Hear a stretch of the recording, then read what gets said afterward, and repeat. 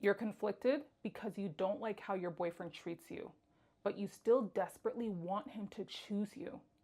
The way he treats you doesn't feel good, and you feel lonely, rejected, and you also feel invisible. But you still find yourself wanting his attention, his affection, and his validation. And sometimes you're so embarrassed by the relationship that you don't even want to tell your friends what's really happening. But here's what I want you to consider. This might be bigger than his poor behavior.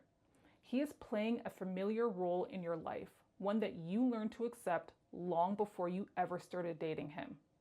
This video is about finally becoming aware of the patterns that keep you connected to unfulfilling relationships. And by the end of this video, you'll understand why you keep dating emotionally cold partners, why you can feel lonely even when you've been chosen, and what you can start doing to set yourself free. Let's get started. There's a connection between your past and your present. And I want to ask you this question. How many of you ever truly felt a deep connection with your parents growing up? An emotional connection where you could truly be yourself and express yourself without feeling shame, dismissed, or invalidation. The thing is, if you've never felt seen, protection, warmth, or validation, you might have experienced what's called emotional deprivation. This is formed in childhood and is a subconscious belief that your emotional needs will never be met. As an adult, you might date people that mirror that behavior that you were subjected to in childhood: coldness, distance, and emotional unavailability. If this was experienced, one pattern in particular that some people engage in is called surrendering. Essentially, you subconsciously surrender to your perceived fate by choosing emotionally unavailable or cold partners and repeating familiar childhood dynamics without asking for what you need. I've had so many clients in this situation, and they always blame themselves. They ask themselves, what more could I do? These women, they're kind, they're patient, they're giving, they're intelligent, and they're understanding. All great attributes. But other characteristics that I noticed, they don't see their value, they lack boundaries because they don't even know what they are, they overgive, they overshare, and they make excuses for why their man behaves poorly. One common reality for all of these women is that they grew up with a parent that was emotionally unavailable and/or not present. They might have had siblings or friends who shamed them, they have low self-esteem, and they never felt validated, and they never felt encouraged or seen.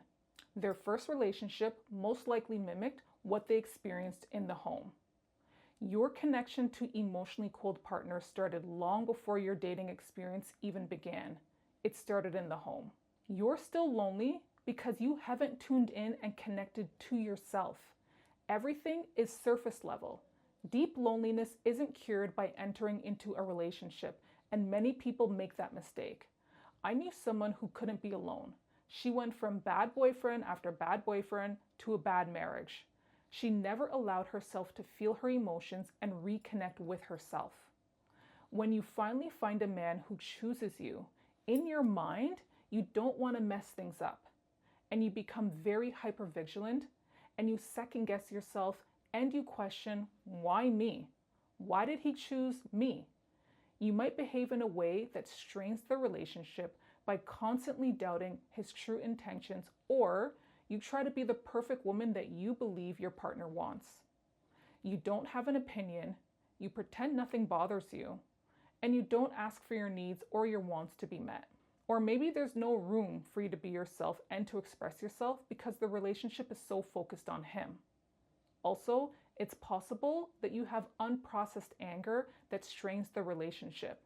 You feel guilt for expressing your anger, and then you retreat back into yourself.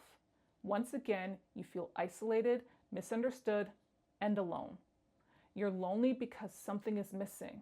You, your self-love, your internal protection, your needs, your wants, your desires, and your ability to connect with your true essence and create emotional safety. The real you is hiding. She doesn't realize she's allowed to step into herself without guilt or shame. When you've been shut down so many times emotionally, it's hard to find your way out. You think something is wrong with you, so you hide yourself from your partner as a source of protection from rejection and shame. You become who you think others want you to be so you can maintain connection.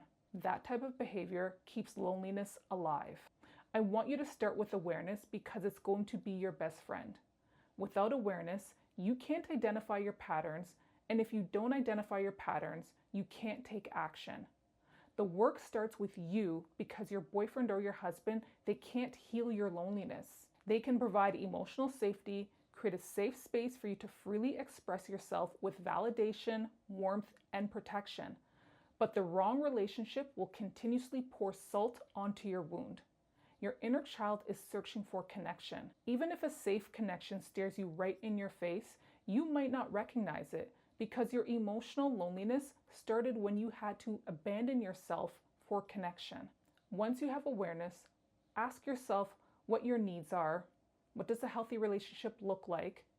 How do I feel in my current relationship? Do I feel safe? Can I express myself? I also think it's important to connect with a therapist, support group, or a trauma coach. If you have complex PTSD, you will benefit from professional support. Connect with your body through movement, whether that includes dancing, yoga, kickboxing, exercise, joining a sport, walking, or running. Intentional movement helps to release trauma from the body. All of this will help to reconnect you back to yourself. You can finally start to develop a sense of self and appreciation for who you were always meant to be before trauma interrupted your life.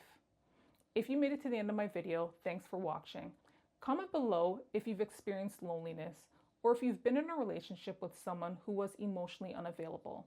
How did you handle it? Don't forget to like, subscribe, and share. Bye for now.